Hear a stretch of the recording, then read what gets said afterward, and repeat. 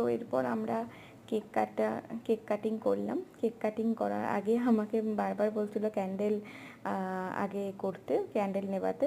তো ক্যান্ডেলগুলো ম্যাজিক মোমবাতিগুলো হয় না, তো ম্যাজিক মোমবাতিগুলো তো আমি একবারে ফু দিতে কিছুতেই নিভছে না। আর আমার বর বলছে না, আগে তোমাকে নেভাতে হবে তারপরে কেক কাটতে পারবে।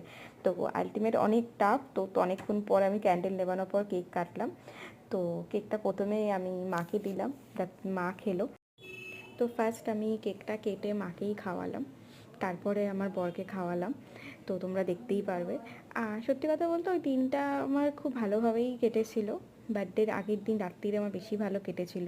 আমার বর যে আমাকে এইভাবে সারপ্রাইজ দেবে, আই থিঙ্ক এটা আমি একটু হলেও গেস করেছিলাম, মিথ্যা কথা বলবো না, গেস করেছিলাম। বাট যাই হোক, সেই দিনটা খুবই ভালো গেছিলো। আর কেকটা ভীষণ পরিমাণে টেস্টি খেতে ছিল, তোমাদেরকে আমি কী বলবো, এটা আইসক্রিম কেক ছিল, তো সেই অনুযায়ী খুবই টেস্টি। তো যাই হোক, নেক্সট